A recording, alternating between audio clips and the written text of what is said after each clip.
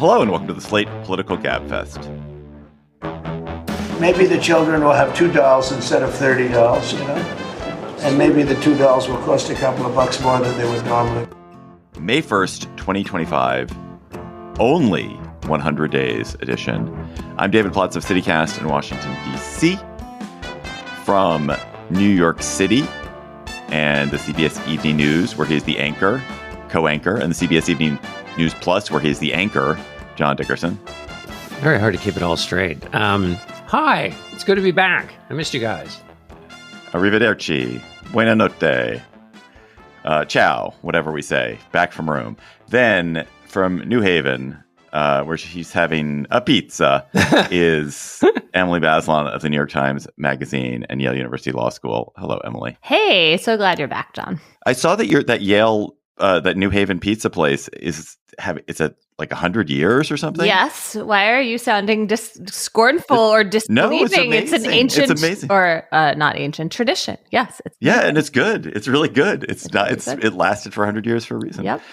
This week on the Gabfest, we will assess the cataclysmic, insane first 100 days of the Trump presidency and what the polls are telling us about how Americans are thinking about it. Then we will talk to Gabfest favorite health policy reporter Dan Diamond about how Trump and RFK Jr. are remaking health policy, health financing, and scientific research. Then the Supreme Court seems ready to declare that state-funded Catholic schools are constitutional. We will talk about the fascinating, somewhat unsettling St. Isidore school case that was heard this week at the court. Plus, we'll have cocktail chatter. This episode of the Gabfest is sponsored by NerdWallet's Smart Money podcast.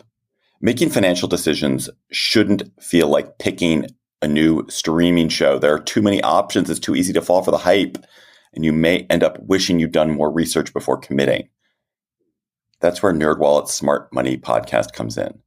Their finance journalists break down real-world money decisions, from investing to home buying to credit cards, with clear, research-backed insights. The nerds help you cut through misinformation and get straight to the facts.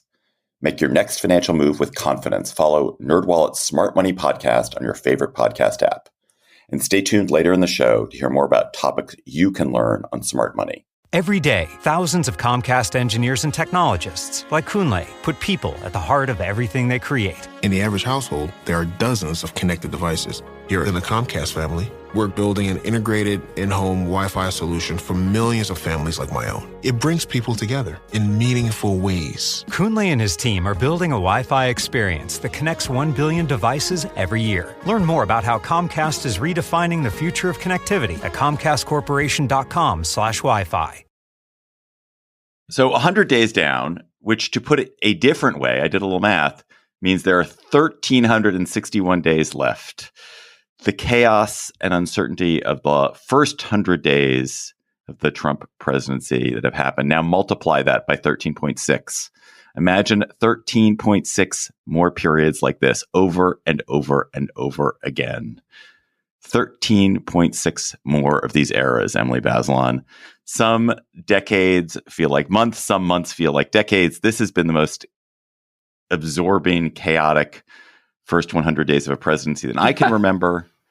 I would like to start us with You don't a even quick need that exercise. caveat, I don't think.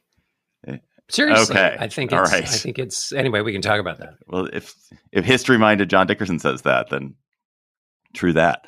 I would like actually to start with a quick exercise. I was thinking, like, what is it that I would like to know? And so I decided that what I would like to know is I would like each of us to say on the spot the three things that have most surprised, unsettled, delighted us, captured our attention in the first 100 days of the Trump presidency. Three things, just what is it? I'm just going to go first. So what in all this has stuck with us? What has stuck with me? Number one, the vengeance against law firms, universities, opponents. One law for me, one for thee. I'm going to use it against you. Number two is the kind of destruction, the attack on American research and the soft power that comes with American research and scientific supremacy. And three for me is the theater of cruelty. It's not the act of doing things, but doing them in a visible, cruel way. So the masked agents on the street, that's the one that really sticks with me, picking up that student at Tufts. So those are my three.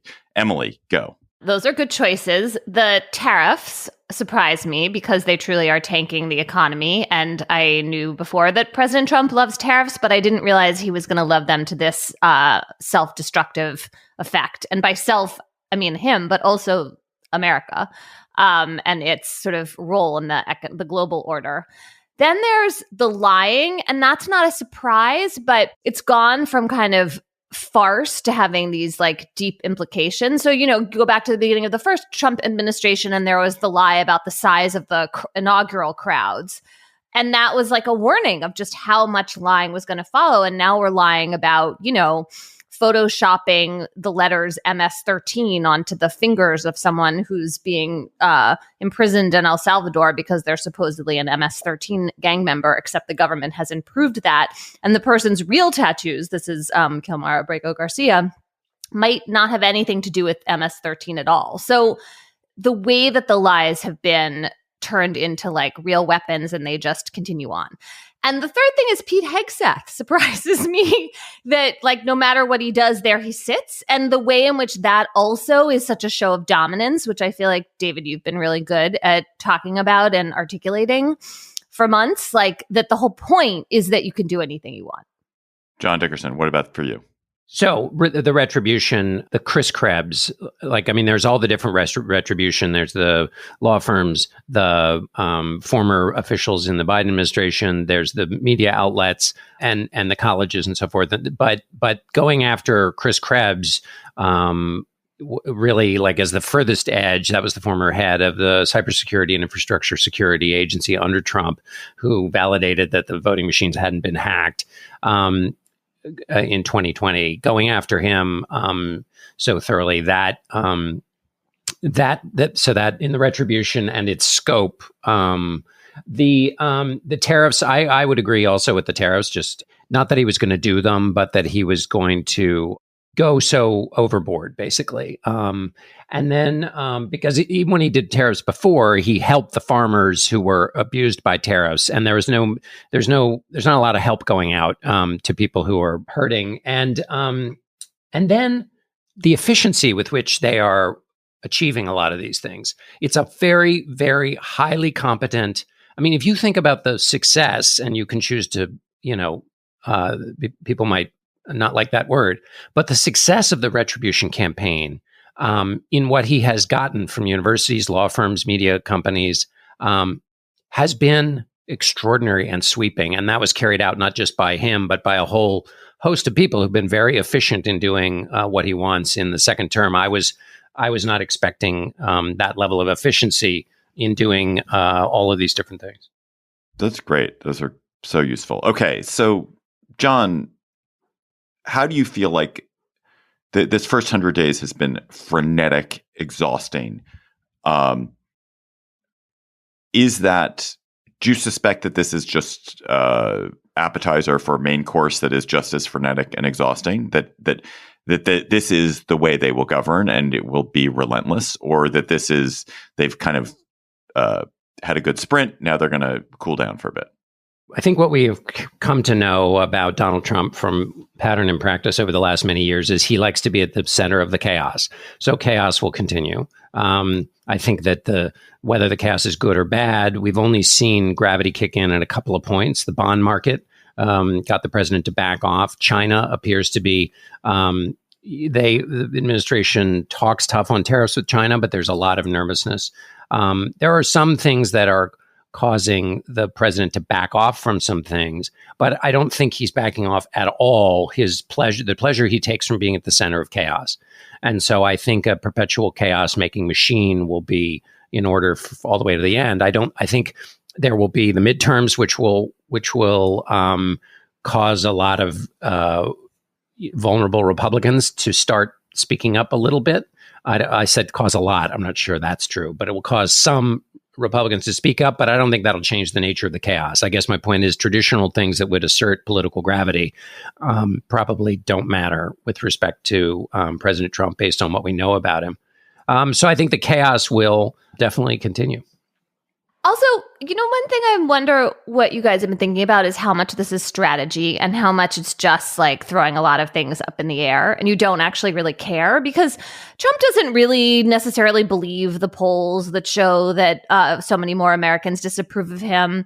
There are still going to be sycophants surrounding him and adoring crowds in some of the places he goes. And I just wonder if, like, in some ways, trying to figure out why something is happening is like a waste of time. It's just happening because that is the person he's empowered to do whatever the thing is. And like someone is getting a kick out of it and has their agenda. Or maybe it's just about like making a shit ton of money. I mean, one potential reason is the Trump family's financial interests. I mean, for example, Eric Lipton had a piece in the New York Times this week about World Liberty Financial, which is this cryptocurrency firm that the Trump family is involved with heavily. And changing the rules, making it easier for people to buy and sell crypto directly benefits the family. Well, it's obviously not all about that. I mean, I think it's not all about that, but like madness over method, maybe as a general principle. Yes. Yeah. Yeah. And the madness is pleasing. It's value absent, which is to say that if there's madness, whether it's good madness or bad madness, I think you can conclude that over all the time that we've seen. I think we should also tally up the possible long-term damage here. I'm very mindful of what's happening to small businesses because I've been having these regular conversations with people who are in small businesses who are getting who import goods from all countries, but particularly those from China, who are deciding whether it's going to be weeks or maybe a couple of months before they go out of business.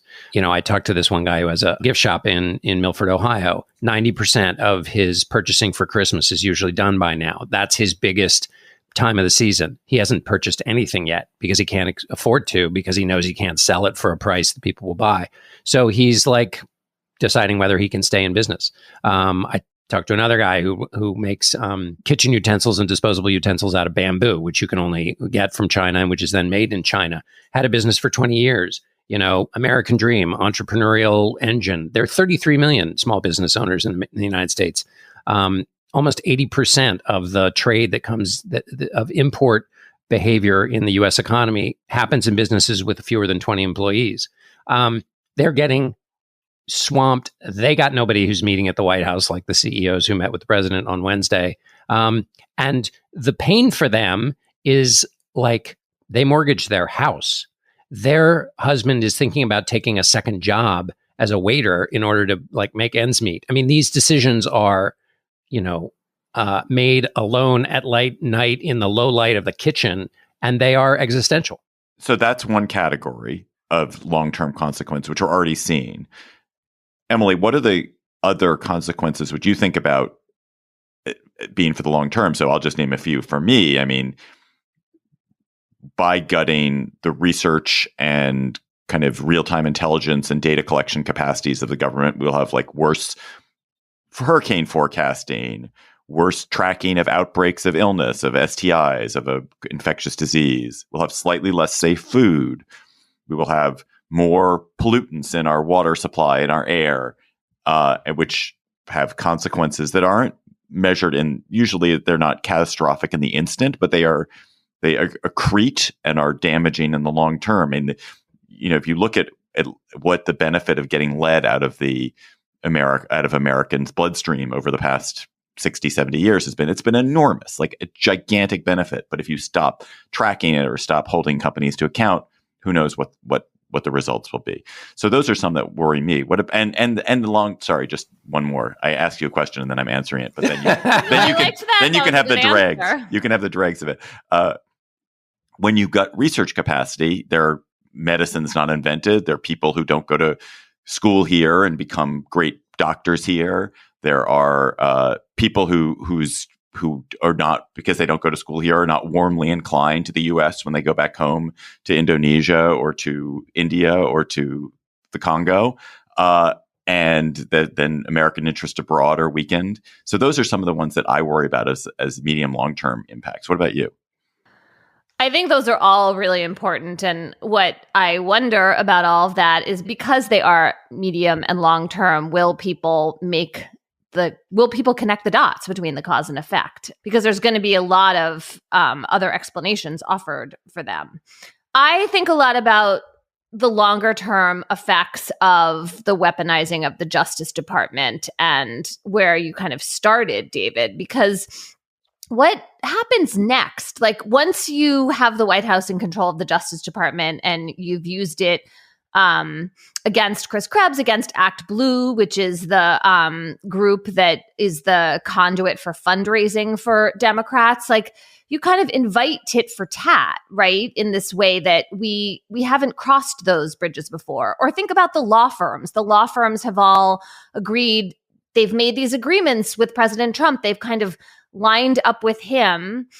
And there's a suggestion in that whole picture that law firms are themselves partisan, right? That you take one side or the other. You're either like MAGA affiliated or you're not. And you're afraid to challenge the president and all his initiatives because you're trying to stay in his good graces. That's really different from the principle that every client deserves representation. And no matter how popular, big firms are going to sign on to causes. You know, there is absolutely evidence now that firms are very reluctant to sign on to big challenges. So, for example, in the birthright citizenship case that's now in front of the Supreme Court, there are only 4 major law firms involved, and there are stories of other ones pulling out because they just don't want to take that position. The idea that law firms, that lawyers as a profession, not just the courts, but also lawyers, are not affiliated in one partisan direction or another, it's like part of upholding the rule of law. It's served the country really well. But, you know, once you change that, you invite both sides to play that game. And so I just, like, how is that all going to kind of bounce back?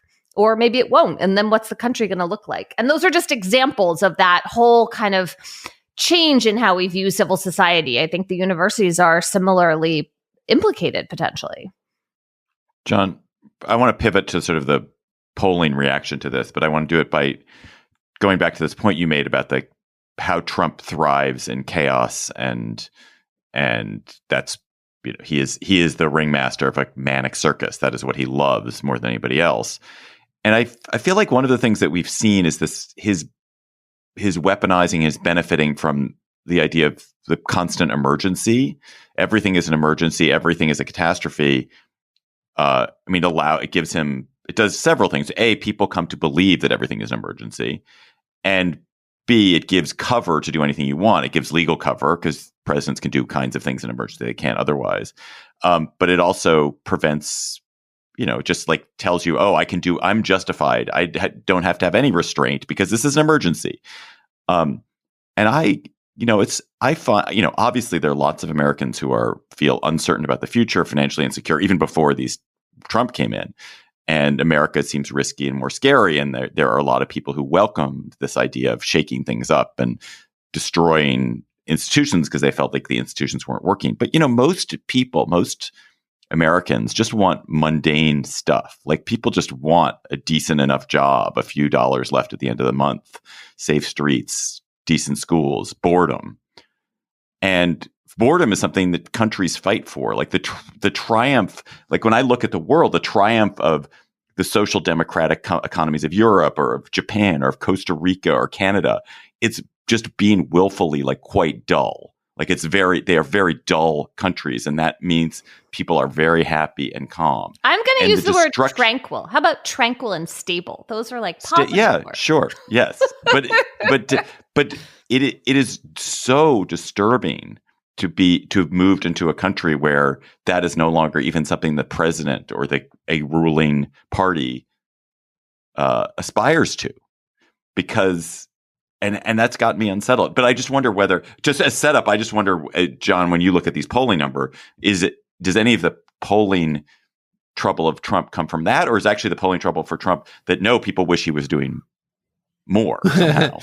Well, and also we should at some point assess the foreign policy piece of this, because I think there is a case to make, and John Alterman of CSIS made this, which is that what you described, David, which is that constant sense of chaos. There are opportunities in foreign policy to make deals that, or to develop arrangements and have conversations, say with Iran, in the state of chaos, and when you've lowered the kind of values-based approach to foreign policy, that might achieve long-term benefits and results for the U.S. national security. That might not be pleasing, and there may be a huge downside risk, right? Siding with Russia over the free people of Ukraine and the democracy of Ukraine is obviously entirely antithetical to U.S. foreign policy and values. And so if that's happening at the same time as you might be making a deal with a country that the U.S. might find objectionable, that's in its long-term interest, you obviously have to weigh those two things net in terms of national security. So I'm not suggesting behavior in one realm obviates or occludes or some other SAT word the work that's being done, in other areas. But I do think it's an interesting, different case than the domestic one, which is chaos equals chaos creates chaos. There's no special other thing that's happening that's going to be a positive upside. The administration has tried to say this tariff chaos is going to lead to a golden age of manufacturing, but then it undoes its own tariffs, in part because to answer the bond market and other investors. And so by undoing its tariffs, removes the structure that would create this golden age of manufacturing, if you even believe that was possible with these policies. Just quickly on polls, two things, it seems to me. Americans in both the CBS poll and the New York Times poll looked at, let's take the two biggest issues that helped Trump get elected, immigration and the economy. On the immigration, they think he's too hot. 56% in the CBS poll approve of mass deportations, but his approval rating on immigration as an issue is 49-51. So he's slightly underwater. Why is he underwater? Because 33% of respondents in the CBS poll said, only 33% said people should be deported without due process, regardless of citizenship. In other words, so what he is doing, 67% of the country does not approve of. When the Times asked specifically about Abrego Garcia, same thing. Only about 30% approved of the way Abrego Garcia was being treated. So I think on immigration, the storyline based across the polls is essentially they still people genuinely, or generally, I should say, feel like maybe these migrants should be removed from the country, but they don't approve at all of the way he's doing it. On the economy, basically everybody thinks he's taking his eye off the ball. Almost 70% think he isn't doing enough about prices. A big majority think that his policies, in fact, are making prices go up. And only 43% in the CBS poll said he cares about people like us. So if he's too hot on immigration, he's too cold and unfeeling on economics. And those are two of the biggest numbers to come out of this slew of polls. His approval rating is in the low 40s, and even in the Post and Times poll, I think it's in the high 30s. Do you have any sense of whether the administration or how the administration is reacting to this data? Does it concern them, or are they happy in their epistemological bubble and they're just serving the people they want to serve and they're not worrying about it? I mean, it seems like that's where we were before, right? Like we all think that they're in their bubble and they're going to bluff their way through it. A, and then B, the reward receptors may be tuned to other things. If you like chaos, the polls don't matter. Maybe the polls are in some cases a wonderful thing when they are down, because you in your mental structure assign these low numbers to just like that's just chaos. That's everybody braying about the chaos that you've created that you enjoy. So they may receive this information in a way that's not familiar to us. Plus, they don't believe the polls. And finally, Donald Trump survived the aftermath of January 6th. He survived a near assassination attempt. He survived being written off for 15 minutes by his party. That's pretty strong biofeedback in terms of future behavior in times of crisis. So for those who surround him, who are his biggest supporters, he's gotten through it before and he will again. It's also part of it. Right. And it gives you a sense of zeal and mission and it could be quasi-religious belief. Also, the people who are moving away from Trump in the polls are exactly who to expect. They're the young people, they're not the MAGA core, right? And so that's good news for Democrats. It seems like those people could be winnable in the future, but it also means that the internal feedback loop among the core MAGA supporters is pretty unshaken, it seems like. Can I say one more thing about the tariffs that that surprises me. The idea that we're going to have Donald Trump and Howard Lutnick, our Secretary of Commerce, talking about how Americans should just have less stuff. I did not call, that was not on my bingo card, that President Trump was going to say that kids can have fewer dolls. Like that's going to be the result of the tariffs and that's going to be good for us. Like that idea is like very familiar to me from the 70s. That's how the Bazelons rolled. I mean, no, it's really sorry. Yeah. This is such a good point, and I hesitate to talk because I don't want to ruin it, but all glory to you, because if you go back and read the so-called malaise speech, that's basically what Carter was saying. Yes. He was saying like, we're all too consumptive and we care too much about this stuff and we need to kind of suck it up. And my parents, they turned down the heat. But like, I don't think they understood that they were living out this MAGA value. Yeah, we're all just I think we're supposed to turn up the heat because we're supposed to consume all that American energy. That we're supposed to do. Oh, I'm sorry. Turn up the heat, turn up the air conditioning, but no dolls. Buy fewer dolls. No dolls. The dolls are also, emasculating American. It's like dolls for boys is what's ruining America. Girls are doing well right now. They just shouldn't have any toys. I think they need to just like put their aprons on, clearly. Just like finally, very quickly to end this topic. So Trump declining the polls does not mean that it's a golden age for Democrats, because I don't think what we're seeing in any sense is an organized opposition that is thriving and has found its voice. So Emily, just what do you think? Is there a clear path for the, not necessarily Democrats, but for opponents of Trump to change what's happening, change the narrative, or prepare themselves for, a fight to defeat this in the long term? Well, look, I mean, people have been out protesting. There is resistance, right? So, like, let's not minimize that. That's a real thing. People are putting political energy into it. I think that they are finding their footing. The problem or issue is that they're divided about what the strategy is going to be going forward. And, it's the classic division among progressives and liberals right now. Do you stick with the, full agenda that the left has had, parts of which are deeply unpopular and don't resonate with a lot of mainstream Americans? Do you stick with that because, like, you've decided that every single part of that platform is essential and has to do with human rights and there's no compromising? I mean, that really was and is a strong belief among a lot of progressives. Or do you try to use this moment to figure out how the Democrats can compete in a whole bunch of red and purple states where their brand is trash? And, like the big example of success is Dan Osborne running in Nebraska as an independent. Like that divide is very alive right now. And I think in some ways it's good that people are having that fight, right? It needs to happen. And it needs to happen in a clear way. But because of that internal division and how much energy gets expended in that factional dispute, it does not feel like unified resistance. This episode is brought to you by Saks Fifth Avenue. I really need new pajamas or a new nightgown, just some sleepwear that works better for me than the raggedy tank tops and old pajamas that I've been wearing. So I went on the Saks website and found a whole bunch of lovely things in nice light materials, silk, satin, cotton, all kinds of different two-piece sets that I could imagine happily wearing, lovely bathrobes.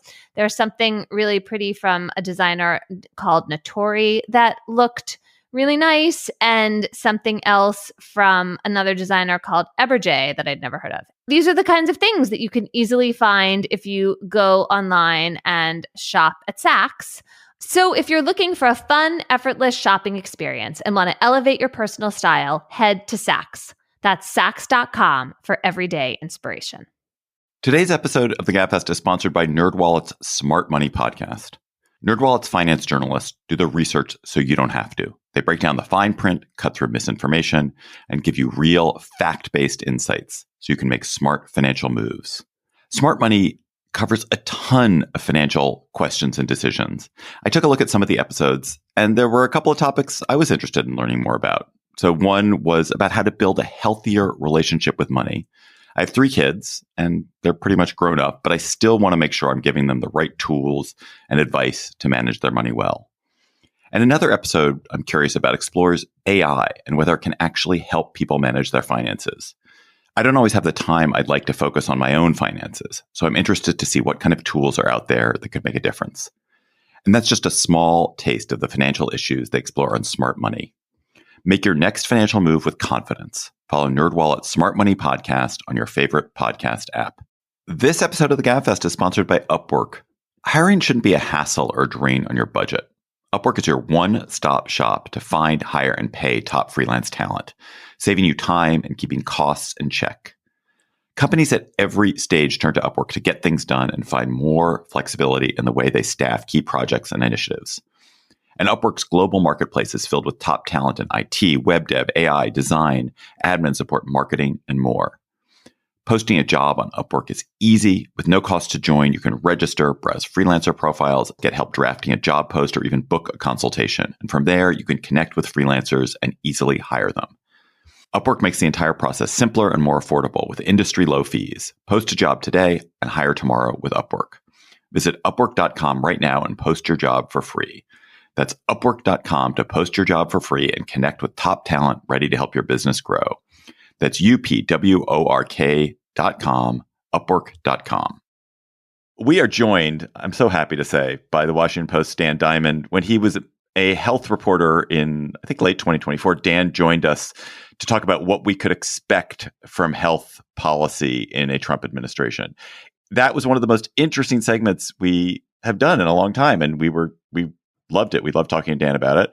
Now we have actual Trump administration health policy, Kennedy DHS or HHS health policy. We have invited Dan to talk about what has actually happened and how it's been either the same or different than what we anticipated or he anticipated. But Dan comes to us now with a promotion. He's now a White House reporter. So Dan, we appreciate you taking time out of your insane schedule to talk to us. Once I appeared on the Political Gabfest to talk about health policy, there were no more professional mountains left to climb. Your flattery will get you everywhere. So what has most surprised you about what has happened in health policy, health financing, and research and funding in the Trump presidency compared to what you expected to happen? You know, I listened back to our episode from about 6 months ago last night. There were a lot of things that were right and to be expected. But in retrospect, we spent too much time talking about the risks to the Affordable Care Act, to Medicare, and not enough talking about what Elon Musk was going to do to the administrative state. I'm not sure anyone could have predicted that 6 months ago, but what DOGE has done in terms of cutting programs and people, that has immediate consequences and also long-term risk that's getting baked into the system that just I don't think anyone saw coming. Do you want to pick out a few examples of like where you see that most affecting what government does? Well, one that came to mind, David, and we wrote about this recently, was food safety. The MAHA agenda, the Make America Healthy Again agenda that Kennedy has espoused, that Donald Trump has picked up, is about making Americans healthier. Food safety is a big piece of that. We see outbreaks all the time with food that hasn't been inspected. Infant formula, several years ago, there was a major crisis. Donald Trump wasn't in office, but he talked about it being a national disaster. DOGE has made major cuts to the Food and Drug Administration. They say that they're protecting the food inspectors, but they have cut around those inspectors. They've cut the back office staff who scheduled the trips to do the inspections, to purchase supplies, to coordinate with foreign governments over how to conduct foreign disease inspections. So inevitably, there are going to be fewer food safety inspections because there's a smaller apparatus to do it. You can kind of see the comparison to Slate. I'm sure if Slate said, oh, we're protecting all the podcasters, we're just going to cut the producers, well, Slate would probably put out fewer podcasts. There is a recognition that these cuts are going to have an impact. There's a plan afoot to hire contractors to replace some of the federal workers who were cut. But it just raises the question, why cut them in the first place? Contractors are probably going to be as expensive, if not more so. And there is going to be some inevitable challenge when handing off from the federal workers doing the job. And that's just one example. I could go agency by agency and find dozens of cases just like that. How does this all fit together? You know, RFK Jr. is such a bright, shiny object, right? He says these things about, you know, undermining faith in vaccines or about autism that get so much attention because they're either utterly at odds with the scientific consensus on particular questions, or just articulating something in a way that seems like not what we're used to from the kind of sober head health official in the United States. But reading through your clips for today and this research, I started thinking that the real story was all these cuts underneath what he's doing. And then I was trying to understand why he wants to preside over this. Is this just this is the thing that DOGE is doing in the Trump administration? And so, if you're the secretary of an agency, you go along with it. And then you also kind of pursue your agenda on the side, even though, like you're saying, if you care about food safety, then cutting all the food safety inspectors seems crazy. I don't get it. I think there are a few factors, Emily. Some is the long-held Republican belief that the federal government is too big, that spending needs to come down. And there is an aspect of an opening bid here, where if you cut 30% and end up with 15%, well, that's a lot more successful than saying we're going to cut 15% and ending up with 5%. So if you want to give credit to this administration, that might be where to start. Some is Robert F. Kennedy Jr.'s belief that these agencies were captured by the industry. There's some evidence of that at times, but it's not the full blanket approach that Kennedy has taken when he's been overseeing these cuts. Some is Donald Trump's belief that the federal workforce is opposed to him, that they're his enemies, that they leak on him, that they stopped his first term agenda. There's some truth to that, but Trump is actually making more enemies by doing what he's done. I've talked to federal workers who said they were ambivalent on him. They even voted for him. Now they've been fired by him and can't stand him. And then there's just the aspect of DOGE. I don't think Elon Musk and his team necessarily know what they're doing. They're looking at spreadsheets, they're looking at job titles. Those titles, those spreadsheets can't encompass what all of the agencies that DOGE is cutting well beyond HHS, what they actually do. And I've talked to federal staff and Trump officials who say they've had to re-educate DOGE after these cuts. There are Republican lawmakers like Shelley Moore Capito who has made pleas to Kennedy and others saying, you cut the NIOSH staff, the occupational staff overseeing coal mining safety in my state, please restore them. And some of those staff do come back, and you just multiply that by 100 by every senator. They're all making pleas right now. And some of these staff are coming back, again, raising the question why they were fired in the first place. Right. And raising the cost and wasted effort to go through that whole fire drill. John LaPook, who covers medical issues for us, Dr. John LaPook, interviewed RFK and asked him about these cuts. And it was really clear he had no idea that they were done by DOGE, and that he had no idea, he really had no idea. So I don't think he's fully understands what's happening in his own agency. I don't know if that's contrary to what you've found, Dan, but let me ask you, Dan, about the future. So what about the conversations that are to come or should come with respect to the reconciliation process and the budget in terms of healthcare? Because I feel like we spent all of this energy talking about RFK and DOGE and the executive branch, all for good and worthy reasons, but that the budget process is kind of opaque and boring, and that actually big, important questions will be at issue there. This is one of the things I thought I was getting away from when I moved to the White House beat, the intricacies of the Capitol Hill process. But you're right, John, that there is a debate right now over how to pay for the hope of keeping the Trump tax cuts and other goals that Republicans have. They're looking for $880 billion in savings in the House. A lot of that is expected to come from Medicaid, and that is focused in specifically on changes such as the matching rate for Medicaid. So what that is, Medicaid, the program for low-income Americans, it's administered by states, but the federal government matches the payments. This has been a long-time source of frustration for Republicans. They say that it's an open-ended spigot. The federal government is spending too much on Medicaid. States, it's their number one budget issue. There need to be more controls.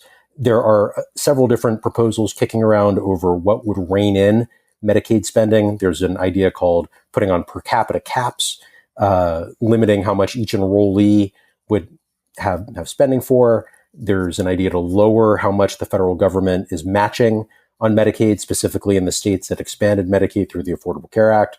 There's an effort afoot to potentially crack down on something known as provider taxes.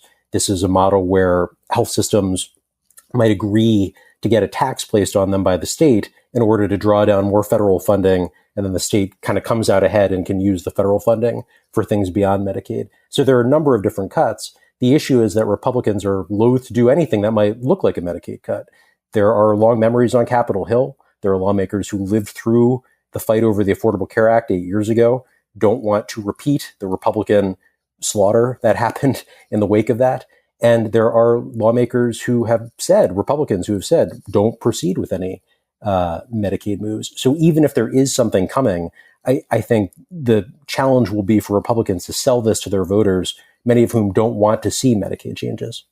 To follow up on that, Dan, one thing been having a hard time following is that, so they're talking about, say, what is the match that the feds give for on Medicaid? It can be, what's the range? Like 90% of the funding, 70% of the funding? It ranges, David, based on whether this is the long-standing Medicaid program, which might be 50%, to the newer Affordable Care Act Medicaid expansion, which is 90%. Yeah. And I've talked to Republicans like Brian Blais, who say that that's Brian Blais, the former Trump health official who's been kind of the godfather of a lot of these ideas, that's not equitable, that you want to have a blended, even rate, and you're not incenting one kind of Medicaid over the other. So if you're the feds and you say, okay, it's 90%, but we cannot afford that. And so it's got to be 75%. So we are giving you a bunch less money. What is the actual on the ground impact? Is it that that the state does 15% less treatment, that 15% of people who were on Medicaid are now thrown off Medicaid? Is it that everyone just gets paid a little bit less? Like, how does that kind of cut manifest in the actual experience of people who go to an ER or people who go to their doctor? David, it could be all of the above. States would need to either raise the amount of money that they're putting in to the Medicaid program. That would be hard for a lot of states given their own budget crunches. They could restrict the benefits essentially on Medicaid, or they would have to kick some people off the program. So Republicans want to talk about this as we're not touching Medicaid benefits. Just by changing the amount of funding, it does equal a cut.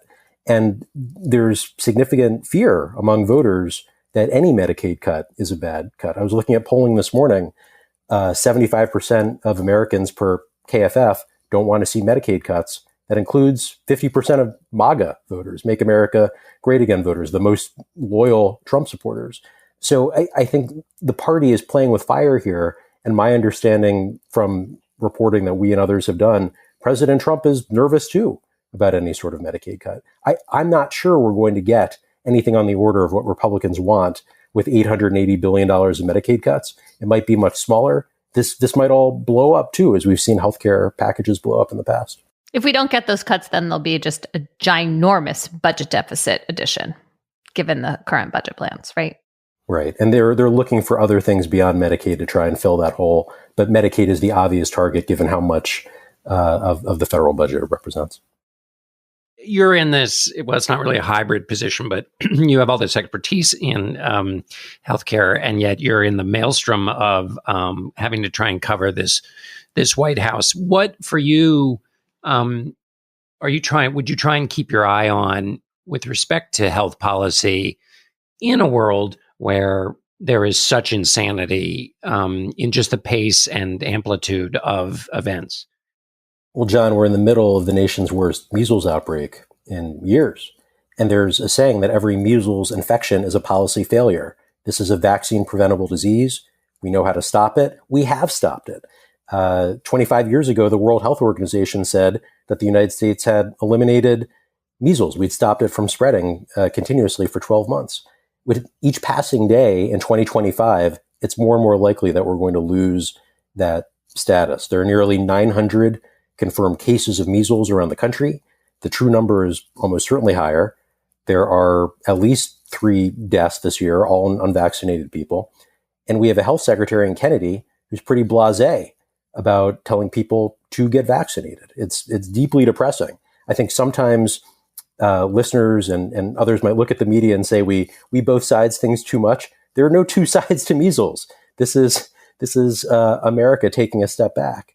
And making matters worse, vaccination rates have steadily fallen. We might have about 90% now of people vaccinated against measles. So there are growing pockets of unvaccinated kids, infants, people where the measles outbreak can find refuge. My colleague Lena Sun had a scary story the other day that if vaccination rates continue to fall, even just a few points, we could be at a tipping point where measles becomes endemic across this country. Can I ask one final question, Dan? So when I look at the cuts to research funding and the attacks on universities and the attacks on students who are studying science and the kind of undermining of biomedical research at NIH, I cannot look at it as anything other than an act of sort of burning your own house down. You talk to folks in the administration, when they try to explain what they're doing, do they have an explanation that makes any sense? Because it like literally does not, I cannot understand it at any level other than self-sabotage, but they are doing it for some reason. Well, I think some of it gets back to DOGE had a mandate under Elon Musk to find $1 trillion or more in budget cuts. Healthcare is the obvious place for it, given how much the federal government spends on health and also on the military, but that's sacrosanct in so many ways. So they go after things like federal grants around NIH. We had some reporting recently about how the DOGE engineers have taken control of the federal grant-making process. If you want to post a new funding opportunity for a federal grant, you've got to send it to some DOGE engineers who decide whether they're going to post it on the federal website, grants.gov. So there is a command and control aspect to just slowing down the amount of funding that's going out from these agencies. And some of that comes back to Elon Musk. I also think that on healthcare, it has been a tool for this administration to politically punish higher education. There are universities that draw down billions of dollars in funding collectively from the National Institutes of Health, from other health agencies to do research. And there have been widespread stories of how that is harming those universities. I also think, David, this is becoming, to your point, it is a political loser for the administration. I was looking at polling recently, I think YouGov economist polling maybe 2 weeks ago, that something like 45% of Americans think that the Trump administration is already hurting healthcare versus 17% who think that they're making healthcare better. And that's before getting into something like Medicaid cuts, which would supercharge the debate. My theory, I've only done some reporting on this. I can't prove it, but it's because this isn't just a Harvard and Yale issue complaining in the New York Times. This is a University of Nebraska issue where the provost is talking about the cuts there, or in Missouri, University of Missouri. It is a local story. There are scientists speaking out. There's a lot of local coverage. And there are a lot of Trump voters who are asking questions too. Why are we cutting these programs? So your confusion is shared, I think, by Trump officials that I've talked to and Trump voters who say that this is not what they voted for. Dan Diamond, reporter at the Washington Post. Dan, thanks so much for coming back on the Gabfest to update us. Thanks for having me back. This episode of the Gabfest is brought to you by Built. Built is perfect for those looking to earn airline miles and hotel points just by paying rent on time. There's no cost to join, and just by paying rent, you unlock flexible points that can be transferred to your favorite hotels and airlines, a future rent payment, your next Lyft ride, and more. When you pay rent through Built, you unlock two powerful benefits. First, you earn one of the industry's most valuable points on rent every month. Second, you gain access to exclusive neighborhood benefits in your city. Built's neighborhood benefits are things like extra points on dining out, complimentary post-workout shakes, free mats or towels at your favorite fitness studios, and unique experiences that only Built members can access. And when you're ready to travel, Built points can be converted to your favorite miles and hotel points around the world, meaning your rent can literally take you places. Start paying rent through Built and take advantage of your neighborhood benefits by going to joinbuilt.com/Gabfest. That's joinbilt.com/Gabfest. Make sure to use joinbuilt.com/Gabfest to sign up for Built today. Today's episode is sponsored by NerdWallet's Smart Money Podcast. Life comes with big money questions like, are target date funds a smart or lazy way to invest? Can you deduct your dog as a home security system on your taxes? NerdWallet's Smart Money Podcast has the answers. Their finance journalists break down investing strategies, tax planning, and smart ways to build wealth and navigate big financial decisions. Work smarter, not harder on your finances this year. Follow NerdWallet's Smart Money Podcast wherever you listen. And stay tuned until the end of the episode to hear the Smart Money trailer. Emily, what is St. Isidore of Seville Catholic Virtual School, and what is the legal dispute surrounding it?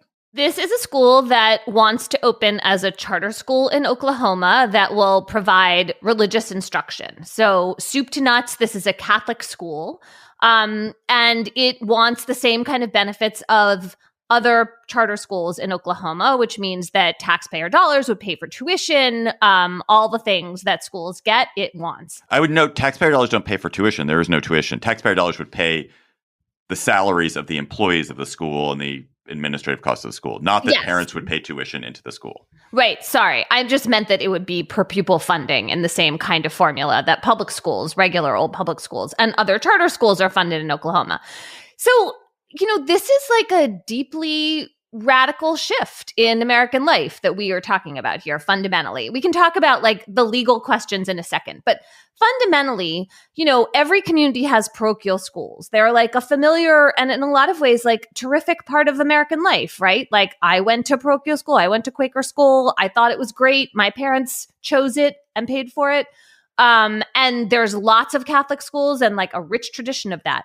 What we have not had is the idea that taxpayer dollars pay for those schools to operate in the same way that they pay for American public schools. They have been seen as a private choice. And, that is not the way every country does it, but it has seemed like that is how our American separation of church and state functions. And it's been important to, the way, the role that regular public schools have played in American life because they have been non-sectarian and religious schools have been private and separate.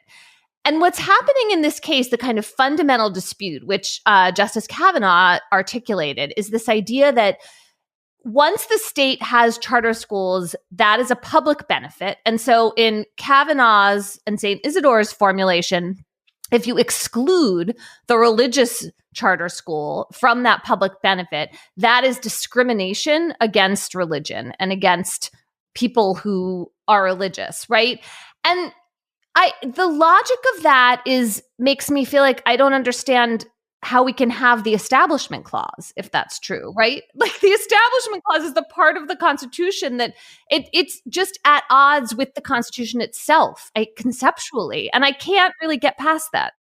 Also, why are charter schools a different kind of public benefit than regular old public schools? And to throw just another thing in there, the court has ruled, I hope I'm right about this, Emily, the Supreme Court has ruled that when it comes to school choice, if I give you a voucher and you as a parent spend a voucher on a religious school, that's okay because there's a step between the state and the school, and that step is parental choice. So if a parent chooses to use public school money that's given to them on a voucher to go to a religious school, that's okay. And I wonder whether that is useful in this conversation.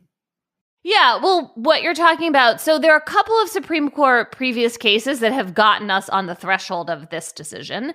One of them is a case in Maine in which there was school choice in Maine, like in places where there isn't a public high school that the kids can get to. And you're right, in that context, and I think this is last year, the court said that if the state was going to offer tuition to private schools to make up for this hole in the public education system, they had to let parents choose a religious school in that context. But this is, of course, a whole nother step, right? Because this isn't about like there happens to be a place in rural Maine where there are no public schools. This is about funding full-on religious instruction, parochial schools as part of the charter school system. And, you can imagine politically what would happen next if the Supreme Court says that Oklahoma has to do this. Because remember also, it is the Attorney General of Oklahoma who is on the other side here, arguing that under Oklahoma law, as well as the Establishment Clause, this religious school does not get to be a charter school. So if the Supreme Court rules in favor of St. Isidore, what you're going to have are a bunch of states that are going to say, great, let's fund all the parochial schools with taxpayer dollars. And you're going to have other states where there's going to be political friction over that. But there's going to be suddenly like pressure to just go ahead and do that because what would be stopping you? There's no backstop anymore dividing public non-sectarian education from what has been private religious instruction. I think there are several different ways in which there's a real question about whether this is a private or a public institution. So St. Isidore is saying we want the benefits of being a public institution, and we will meet the standards that you, the state, apply for public schools, and that we will be open to all students. We will teach the curriculum that you as the state require us to teach. So in that sense, they're saying we are public, but they are also claiming to be private in the sense that they want the benefit of being able to have hiring standards that are not the same as the state has, and be able to discriminate in hiring against people who presumably don't hold are not of the faith tradition, or don't want to teach according to a Catholic method, and that they also are private in the sense that they want to be able to indoctrinate. They want to be able to espouse particular religious beliefs. But they're saying we're doing it when we're acting that way, we're private. That's us being a private institution, the way lots of private institutions, the way Catholic charities, get government, work with the government, get government funding, but they continue to espouse a religious belief. And so is it that, I guess, are you saying, Emily, that it is specious for them to claim that they are a private institution? What I keep coming back to is the Supreme Court allowed, in an Ohio case, I think it was, school choice money to be spent by a parent at a parochial school of the kind that you're describing, David, that seeks the protections of public and private, or the arrangement you've just described. So I guess what I'm trying to walk back is the court has basically said it's not the Establishment Clause isn't broken if you have a public dollar go to a religious school, if there is this intermediary step, which is a parent gets to choose. And so I wonder, in this case, it's a virtual school. So, right. So you're not forcing kids who live in a specific geographical area to go to the parochial school. That element of choice still exists, right? Because it's virtual. Nobody's going to be forced to engage in state-sanctioned religion. So it has that element of choice that connects to that Ohio case. But what does seem different is, let's imagine no kids went to the school. It would still be funded. So in that sense, the money's going right from the public purse to the school with no intermediary choice. You're sort of, if you build it, they will come. You're building the school first, which seems to be a closer connection between public money and a religion than in the school choice case, which is public money goes to a parent makes a choice. And I wonder if there's something in that sharpens the distinction of what might be wrong with respect to the Establishment Clause. Yeah, I think that intermediate step is significant. I think in answer to your question, David, this public-private distinction can get a little muddy, right? So this came up in oral argument. Justice Kagan said, they're public schools. Here are some of the reasons why. They accept everybody. They're free. They can be closed down by the state. There's a lot of curricular involvement by the state. They have to comply with state standards. And then Justice Gorsuch asked this question, well, is this really something you want, religious school? Because what happens when the state then says, okay, well, half or more of your board members have to be government officials? Because if you're getting these public benefits, then we want to be able to control you. I want to note a couple of things as we sort of wrap this up. One is this case was so well constructed to appeal to this court. This is a court with I think it's a Catholic majority of justices. There's a lot of the justices attended Catholic school. They are appealing to this long, as you described, Emily, this really great tradition of Catholic parochial education in the United States. And it also was such a nice domino following on. It's like there was the playground resurfacing case, very minor encroachment into the Establishment Clause. Then there's the main private school funding, which is sort of again, free exercise clause is eating a little bit more of the Establishment Clause's lunch. And then this is a little bit more. And so it was very cleverly constructed. Can I just make one other point, though, which is one thing I'm struck, because we talked last week, John, you weren't here, but we talked last week about this other case that the court was hearing about, these books that had been taught in a public school in Montgomery County, these required books in the curriculum of public school. And there was this, one of the things that was found is that these public school parents were unsettled by their children being taught something which went against their faith tradition. And they felt here in my public school, I shouldn't have to have my children be taught these books that are espousing values and morals that are contrary or like in tension with those in my faith tradition. And isn't that weird to do that for eight-year-olds? But here we have the court the next week saying it is absolutely fine in what is effectively a public school to have moral indoctrination, and it's going to be great to have moral indoctrination here at this public charter school, and they should be teaching whatever it is that they want and imposing Catholic values on these students. I know it's a different set of circumstances because, as you say, the parents have chosen to be part of this school, but it is interesting to have these two cases in conversation with each other. Totally.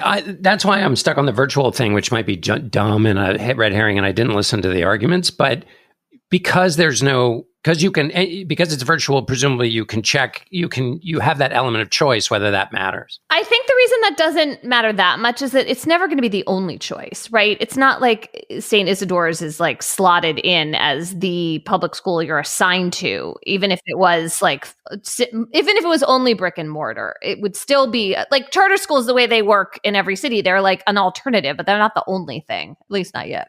So shouldn't that make it more like school choice and therefore more likely that the court, even if it weren't chock full of Catholics, which is my other favorite coffee, is even if it weren't stuffed with, even if they weren't likely to, wouldn't that choice piece be similar to the school choice case, and therefore make it more likely for them to kind of go along and say, you can do this? Not if you think the Establishment Clause means separation of church and state in publicly funded American education, right? Like it's the Establishment Clause that is the sticking point here. Just to round this out, it's not entirely clear what's going to happen with this case because Justice Amy Coney Barrett recused herself. She didn't say why, but she is super close to some of the lawyers who advise St. Isidore, so that's possibly why. And Chief Justice Roberts, who then becomes the kind of deciding vote, it was just not clear which way he was going to go. And if there is a 4-4 split, in other words, if Roberts decides to side with the three liberals on the court, then the lower court ruling from Oklahoma ruled against St. Isidore. So that would remain law. But there'll be another case that will be back at this court in a year, and Barrett will be on the side of the conservatives on that. And if this school is not allowed to go through this year, it's just a matter of time. Entirely valid prediction. Can I just also, in closing on this, the real problem with the school is not that it's a Catholic school, but it's a virtual school. Like, I thought the whole thing with conservatives is we'd learned is that pandemic was terrible because virtual school is terrible. Virtual school is terrible. Why are conservatives now pushing this kind of nonsense? Well, that's not their main interest. Isn't their main interest the discrimination against religion part? But I found out there are like several virtual schools that existed pre-pandemic in Oklahoma. Yeah, I mean, generally, you're right, David. There have been really bad results from this group of schools as a group. But, people still get persuaded that they want to go do this thing. And like this particular example of it is going to be good. Like people make bad choices for their kids. Let's go to Cocktail Chatter. I'm going to be in Portland, Oregon this weekend. So I'm going to be having so much beer and I will be chattering over beers. But you don't have to be chattering over beers, Emily Bazelon. You could be chattering over a Chardonnay, a Merlot. I could be. I'm going to an engagement party, so I might have a glass of champagne. I have been beginning to listen to a new podcast called Death County, PA. It's by a reporter I admire a lot in Pennsylvania, Josh Vaughn. And it's about a man named Lamont Jones who left a county prison in Pennsylvania. And then his young cousin died in the jail. And he decided to try to figure out why there was like really a lot of problems in this prison and not just this one death. So it's an investigation of the kind of true crime story I like the best, in which there are real stakes for real people. And it's about, just the terrible violence that the state can inflict. So Death County, Pennsylvania from Josh Vaughn. And I have another recommendation here that comes from Time Magazine. So Time is doing a special issue looking back 5 years later on the death of George Floyd and some of what has come out of it. And it has a really interesting collection of scholars and journalists writing about art as a tool for fighting racial injustice, how to think about the battle of memory for our country. it just seems like such an important reminder right now of this whole theme of American history that we've kind of lost sight of, and in the Trump administration really dismissed as important. So check out that special issue. John Dickerson, what's your chatter? My chatter is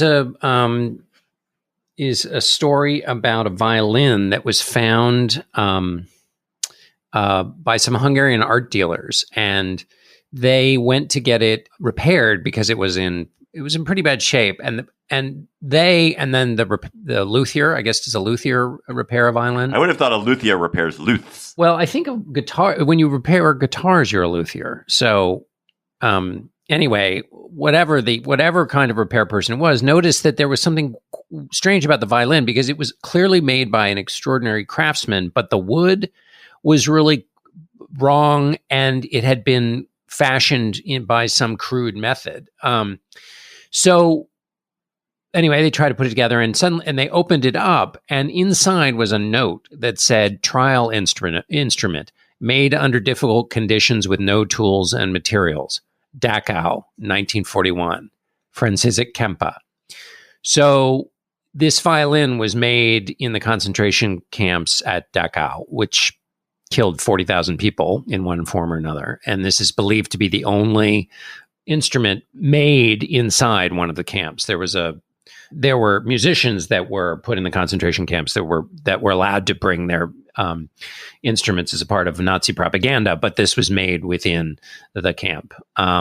Anyway, it was. It's now known as the Violin of Hope, and it just captivated me because of the fact that the violin survived, and in fact, Kempa survived and lived until 1953. Anyway, so that was a story that was on my mind. All right. My chatter is about the Max show, The Pit, the new show about an ER in Pittsburgh. It's one day in this ER, one very chaotic, dramatic day at an ER in Pittsburgh with Noah Weil, who was once the young intern on ER, who's now playing the boss physician at this ER. And it is so good. It is so good. It is the most gripping, tense, moving. I haven't been this addicted to a TV show in a very, very, very, very long time. I was really skeptical because I don't really watch hospital TV shows, but my God, this is good. Check it out. The Pit. Either of you tried it?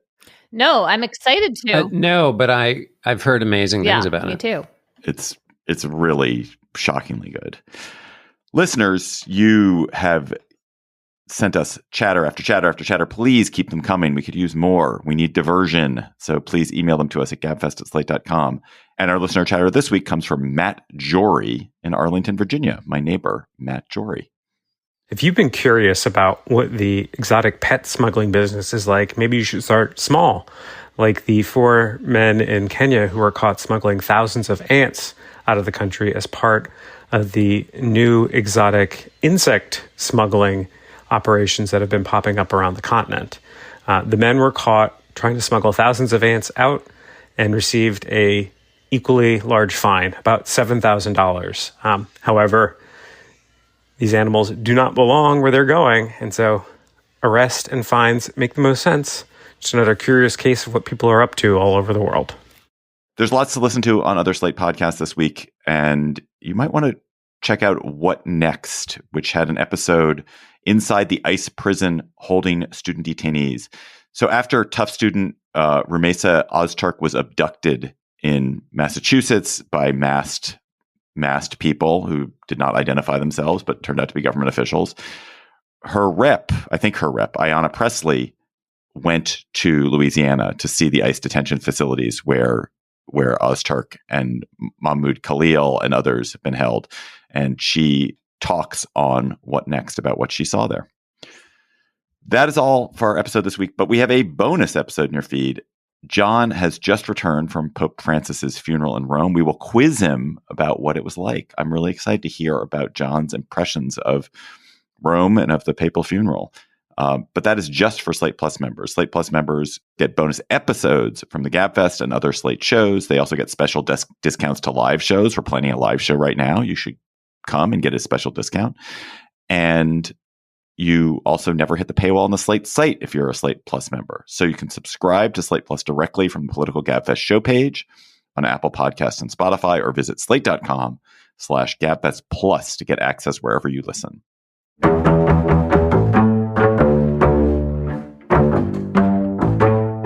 That's our show for today. Our researcher is Emily Ditto. Our theme music is by They Might Be Giants. Ben Richmond is Senior Director for Podcast Operations for Emily Bazelon, and John Dickerson, or Giovanni Dickerson, as I call him now. I'm David Plotz. Thanks for listening. We will talk to you next week.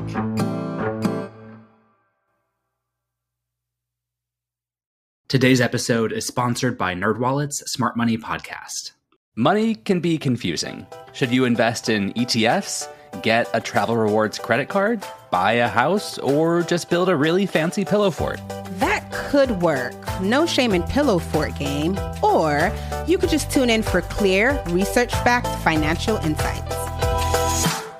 I'm Sean Piles, a certified financial planner professional. And I'm Elizabeth Ayola. We're the hosts of NerdWallet's Smart Money Podcast, where you bring the money questions and we bring trustworthy information backed by NerdWallet's expert analysis, without the jargon or the sales pitch. Our nerds do the research so you don't have to. We'll help you understand your options so you can make the best decision for your situation, from optimizing your investments and maximizing credit card rewards to making big money moves with confidence. Plus, we keep it real. No lectures, no judgment. Just tips and tools you can use to build wealth and take control of your finances. Think of us as your financial GPS, helping you navigate your money decisions and avoid expensive wrong turns. Whether you're planning for retirement, weighing a big purchase, or just want to make your money work harder for you, we've got insights that you can use in real life. So, if you want practical, straightforward, and actually useful financial knowledge, plus a little bit of fun along the way, follow NerdWallet's Smart Money Podcast on your favorite podcast app. Trust us, future you will thank you.